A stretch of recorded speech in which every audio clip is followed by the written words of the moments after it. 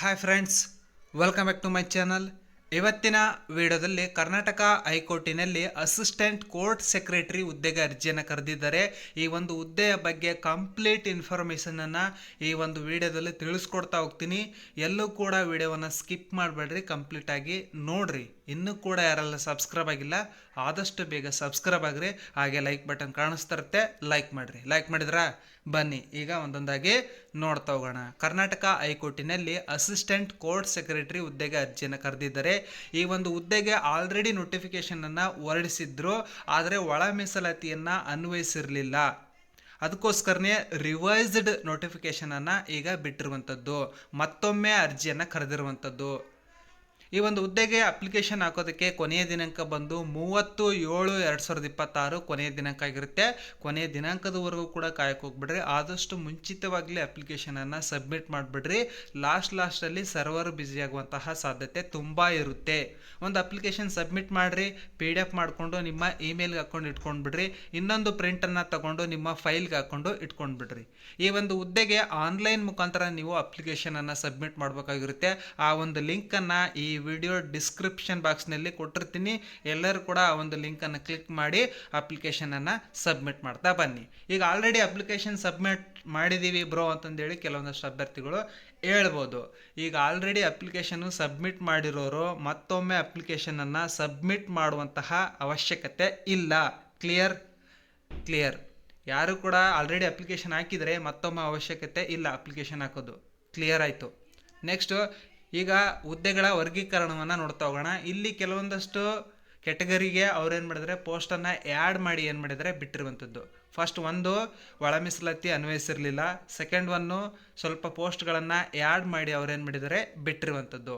ಈಗ general merit ಅವರಿಗೆ 35 ಹುದ್ದೆಗಳು, SCಗೆ 11 ಹುದ್ದೆಗಳು, ಆಮೇಲೆ STಗೆ 2 ಹುದ್ದೆಗಳು, ಕೆಟಗರಿ 1ಗೆ 3 ಹುದ್ದೆಗಳು, ಕೆಟಗರಿ 2Aಗೆ 13 ಹುದ್ದೆಗಳು, ಕೆಟಗರಿ 2Bಗೆ 2 ಹುದ್ದೆಗಳು, ಕೆಟಗರಿ 3Aಗೆ 3 ಹುದ್ದೆಗಳು, ಕೆಟಗರಿ 3Bಗೆ 4 ಹುದ್ದೆಗಳು. ಒಟ್ಟು ಟೋಟಲ್ ಆಗಿ 73 ನಾನ್ ಹೈದರಾಬಾದ್ ಕರ್ನಾಟಕದವ್ರಿಗೆ ಹುದ್ದೆಗಳು ಮೀಸಲಿರುವಂಥದ್ದು.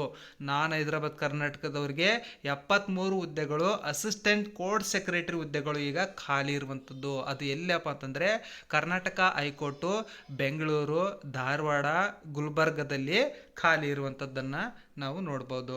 ಈಗ ಹೈದರಾಬಾದ್ ಕರ್ನಾಟಕದಲ್ಲೂ ಕೂಡ ಹುದ್ದೆಗಳು ಖಾಲಿ ಇರುವಂಥದ್ದನ್ನು ನಾವಿಲ್ಲಿ ಗಮನಿಸ್ಬೋದು. ಆ ಒಂದು ಹುದ್ದೆಗಳ ಬಗ್ಗೆ ನೆಕ್ಸ್ಟ್ ನೋಡ್ತಾ ಹೋಗೋಣ. ಈಗ ಈ ಒಂದು ಹುದ್ದೆಗೆ ಸ್ಯಾಲ್ರಿ ಎಷ್ಟಿದೆ ಅನ್ನೋದನ್ನು ನೋಡ್ತಾ ಹೋಗೋಣ. 44,900 ರೂಪಾಯಿ ಬೇಸಿಕ್ ಪೇ ಸ್ಯಾಲ್ರಿ ಇರುತ್ತೆ. ಇದರ ಜೊತೆಗೆ TA, DA, HRE ಅಂತಂದೇಳಿ ಸೇರಿಕೊಂಡು ಒಂದು 80,000 ಪ್ಲಸ್ ಸ್ಯಾಲ್ರಿ ಇವರಿಗೆ ಪ್ರತಿ ತಿಂಗಳು ನೀಡ್ತಾ ಹೋಗ್ತಾರೆ. 80,000 ಪ್ಲಸ್ ಸ್ಯಾಲ್ರಿ ಇವರಿಗೆ ಪ್ರತಿ ತಿಂಗಳು ನೀಡ್ತಾ ಹೋಗ್ತಾರೆ. ಅದಾದ ನಂತರ ಈ ಒಂದು ಹುದ್ದೆಗೆ ಕ್ವಾಲಿಫಿಕೇಷನ್ ಏನಾಗಿರ್ಬೇಕಪ್ಪ ಅಂತಂದರೆ ಯಾವುದಾದ್ರೂ ಒಂದು ಡಿಗ್ರಿಯನ್ನು ಕಂಪ್ಲೀಟ್ ಮಾಡ್ಕೊಂಡಿರ್ಬೇಕು. ಆರ್ಟ್ಸ್ ಆದರೂ ಆಗಿರ್ಬೋದು, ಕಾಮರ್ಸ್ ಆದರೂ ಆಗಿರ್ಬೋದು, ಡಿಗ್ರಿ ಇನ್ ಸೈನ್ಸ್ ಆದರೂ ಆಗಿರ್ಬೋದು, ಯಾವುದಾದ್ರೂ ಒಂದು ಡಿಗ್ರಿ, ಏನೇ ಡಿಗ್ರಿ ಕಂಪ್ಲೀಟ್ ಮಾಡಿದರೆ ಸಾಕು ಈ ಒಂದು ಹುದ್ದೆಗೆ ಅರ್ಜಿಯನ್ನು ಸಲ್ಲಿಸಬಹುದು. ಅದರ ಜೊತೆಗೆ ಇದು ಮ್ಯಾಂಡೇಟ್ರಿ. ಅದರ ಜೊತೆಗೆ ಡಿಗ್ರಿ ಆಗೋದ್ರ ಜೊತೆಗೆ ಸೀನಿಯರ್ ಗ್ರೇಡಲ್ಲಿ ಟೈಪಿಂಗ್ ಮತ್ತು ಸ್ಟೆನೋವನ್ನು ಕಂಪ್ಲೀಟ್ ಮಾಡ್ಕೊಂಡಿರ್ಬೇಕು. ಇದು ಮ್ಯಾಂಡೇಟ್ರಿ. ಸ್ಟೆನೋ ಮತ್ತು ಟೈಪಿಂಗಲ್ಲಿ ಸೀನಿಯರ್ ಗ್ರೇಡ್ ಕಂಪ್ಲೀಟ್ ಮಾಡ್ಕೊಂಡಿರ್ಬೇಕು. ಪ್ರೊಫಿಷಿಯನ್ಸಿ ಆದವ್ರಿಗೆ ಅವ್ರು ಏನು ಮಾಡ್ತಾ ಹೋಗ್ತಾರೆ, ನಿಮಗೆ ಮೊದಲ ಆದ್ಯತೆಯನ್ನು ನೀಡ್ತಾ ಹೋಗ್ತಾರೆ. ಇಷ್ಟು ನೆನ್ಪಿಟ್ಕೊಳ್ರಿ. ಅದಾದ ನಂತರ ಡಿಗ್ರಿ ಆಗಿರಬೇಕು, ಆಮೇಲೆ ಟೈಪಿಂಗು ಮತ್ತು ಶಾರ್ಟ್ ಹ್ಯಾಂಡಲ್ಲಿ ಸೀನಿಯರ್ ಗ್ರೇಡ್ ಆಗಿರಬೇಕು, ಅಥವಾ ಡಿಪ್ಲೊಮಾ ಇನ್ ಕಮರ್ಷಿಯಲ್ ಪ್ರಾಕ್ಟೀಸಲ್ಲಿ ಏನಾದರೂ ಕಂಪ್ಲೀಟ್ ಮಾಡ್ಕೊಂಡಿದ್ರೆ ಅವರು ಕೂಡ ಈ ಒಂದು ಹುದ್ದೆಗೆ ಎಲಿಜಿಬಲ್ ಆಗ್ತಾರೆ. ಅದಾದ ನಂತರ 6 ತಿಂಗಳ ಕಂಪ್ಲೀಟ್ ಮಾಡಿರುವಂತಹ ಕೋರ್ಸ್ ಸರ್ಟಿಫಿಕೇಟನ್ನು ಕೇಳ್ತಾರೆ. ಇದನ್ನು ನೆನ್ಪಿಟ್ಕೊಳ್ರಿ. 3 ಇಂಪಾರ್ಟೆಂಟು. ಫಸ್ಟು ಡಿಗ್ರಿ ಆಗಿರಬೇಕು. ಅದಾದ ನಂತರ ಸೆಕೆಂಡ್ ಒನ್ನು ನೀವು ಟೈಪಿಂಗು ಮತ್ತು ಸ್ಟೆನೋಲ್ಲಿ ಸೀನಿಯರ್ ಗ್ರೇಡ್ ಕಂಪ್ಲೀಟ್ ಮಾಡಿರ್ಬೇಕು. ಆಮೇಲೆ ಥರ್ಡ್ ಒನ್ನು ನಿಮಗೆ ಕಂಪ್ಯೂಟರ್ ಸರ್ಟಿಫಿಕೇಟ್ ಇರಬೇಕಾಗುತ್ತೆ. ನಿಮ್ಮ ಹತ್ರ ಕಂಪ್ಯೂಟರ್ ಸರ್ಟಿಫಿಕೇಟು ಇರಬೇಕಾಗುತ್ತೆ. ಅದು 6 ತಿಂಗಳು ನೀವು ಕಂಪ್ಯೂಟರನ್ನು ಕಲ್ತಿರ್ಬೇಕು. ಇದಿಷ್ಟು ನೆನ್ಪಿಟ್ಕೊಳ್ರಿ. ಅದಾದ ನಂತರ ಏಜ್ ಎಷ್ಟು ಇರಬೇಕಪ್ಪ ಅಂತಂದರೆ ಮಿನಿಮಮ್ 18 ವರ್ಷವನ್ನು ಕಂಪ್ಲೀಟ್ ಮಾಡ್ಕೊಂಡಿರಬೇಕು. ಜನರಲ್ ಮೆರಿಟ್ ಆಗಿದ್ರೆ 18ರಿಂದ 40 ವರ್ಷ. ಆಮೇಲೆ category 2A, 2B, 3A, 3B other backward classes ಇದ್ದರೆ 18ರಿಂದ 43 ವರ್ಷ. ಆಮೇಲೆ SC, ST ಕೆಟಗರಿ 1 ಮತ್ತು ಅದರ್ ಬ್ಯಾಕ್ವರ್ಡ್ ಕ್ಲಾಸಸ್ ಇದ್ದರೆ 18ರಿಂದ 45 ವರ್ಷದೊಳಗಿನ ಎಲ್ಲ ಅಭ್ಯರ್ಥಿಗಳು ಕೂಡ ಈ ಒಂದು ಹುದ್ದೆಗೆ ಅರ್ಜಿಯನ್ನು ಸಲ್ಲಿಸಬಹುದು. Next application fees general merit ಆಗಿದ್ದರೆ 500 rupees, category 2A 2B 3A 3B ಮತ್ತು ಅದರ್ ಬ್ಯಾಕ್ವರ್ಡ್ ಕ್ಲಾಸಸ್ ಇದ್ದರೆ 500 ರುಪೀಸ್ ಅಪ್ಲಿಕೇಶನ್ ಫೀಸ್ ಇದೆ. ಅದೇ ರೀತಿಯಾಗಿ SC ST category 1 other backward class ಮತ್ತು ಅಂಗವಿಕಲ ಅಭ್ಯರ್ಥಿಗಳಿಗೆ 250 ರೂಪಾಯಿ ಅಪ್ಲಿಕೇಶನ್ ಫೀಸ್ ಇದೆ.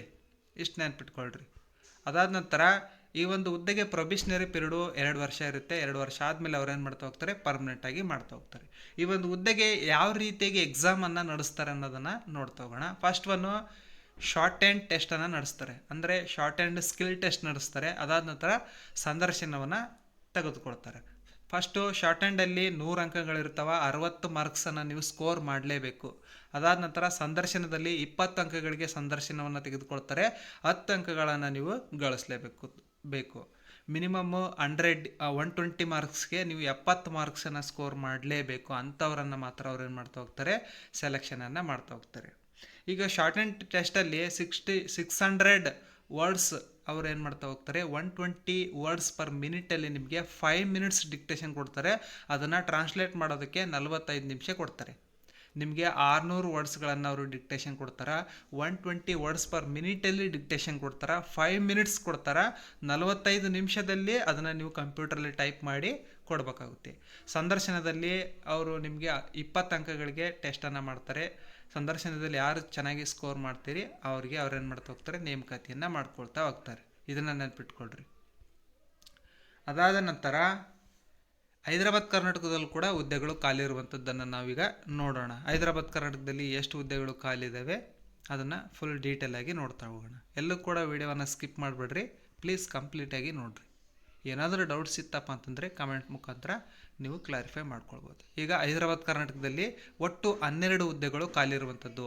ಜನರಲ್ ಮೆರಿಟ್ ಅವರಿಗೆ 3 ಹುದ್ದೆಗಳು, SCಗೆ 3 ಹುದ್ದೆಗಳು, STಗೆ 1 ಹುದ್ದೆ, ಕೆಟಗರಿ 1ಗೆ 1 ಹುದ್ದೆ, ಕೆಟಗರಿ 2Aಗೆ 1 ಹುದ್ದೆ, ಕೆಟಗರಿ 2Bಗೆ 1 ಹುದ್ದೆ, ಕೆಟಗರಿ 3Aಗೆ 1 ಹುದ್ದೆ, ಕೆಟಗರಿ 3Bಗೆ 1 ಹುದ್ದೆ. ಒಟ್ಟು ಟೋಟಲ್ ಆಗಿ 12 ಹುದ್ದೆಗಳು ಈಗ ಖಾಲಿ ಇರುವಂಥದ್ದನ್ನು ನಾವು ಗಮನಿಸಬಹುದು. ಈ ಒಂದು ಹುದ್ದೆಗೆ ಎಲ್ಲ ಡೀಟೇಲಾಗಿ ಹೇಳ್ಬಿಟ್ಟಿದ್ದೀನಿ. ಹೈದರಾಬಾದ್ ಕರ್ನಾಟಕದಲ್ಲಿ ಒಟ್ಟು 12 ಹುದ್ದೆಗಳು ಖಾಲಿ ಇರುವಂಥದ್ದು. ಹೈದರಾಬಾದ್ ಕರ್ನಾಟಕದಲ್ಲಿ 73 ಹುದ್ದೆಗಳು ಖಾಲಿ ಇರುವಂಥದ್ದು. ಇದು ಬಹಳಷ್ಟು ಹುದ್ದೆಗಳು ಖಾಲಿ ಇರೋದ್ರಿಂದ ಎಲ್ಲರೂ ಕೂಡ ಮಿಸ್ ಮಾಡದೆ ಅಪ್ಲಿಕೇಶನನ್ನು ಸಬ್ಮಿಟ್ ಮಾಡಿರಿ. ಇವಾಗಲಿಂದಲೇ ನಿಮ್ಮ ತಯಾರಿಯನ್ನು ಶುರು ಮಾಡಿಕೊಡ್ರಿ. ಮ್ಯಾಕ್ಸಿಮಮ್ ಅಂದರೆ ಒಂದು 2 ರಿಂದ 3 ತಿಂಗಳ ಒಳಗಡೆ ಅವ್ರು ಏನು ಮಾಡ್ತಾ ಹೋಗ್ತಾರೆ, ಸ್ಕಿಲ್ ಟೆಸ್ಟ್ಗೆ ಕರಿತಾ ಹೋಗ್ತಾರೆ. ಇದನ್ನು ಗಮನದಲ್ಲಿ ಇಟ್ಕೊಂಡು ನಿಮ್ಮ ತಯಾರಿಯನ್ನು ಚುರುಕುಗೊಳಿಸಿ. ಹಾಗೆ ಈ ಒಂದು ವಿಡಿಯೋವನ್ನು ನಿಮ್ಮ ಸ್ನೇಹಿತರಿಗೆ, ನಿಮ್ಮ ಫ್ಯಾಮಿಲಿಯವರಿಗೆ ಶೇರ್ ಮಾಡಿರಿ, ಲೈಕ್ ಮಾಡಿರಿ. ಪ್ಲೀಸ್ ಸಬ್ಸ್ಕ್ರೈಬ್ ಆಗೋದನ್ನು ಮಾತ್ರ ಮರಿಬೇಡ್ರಿ. ಸಬ್ಸ್ಕ್ರೈಬ್ ಆಗಿರಿ. Good luck.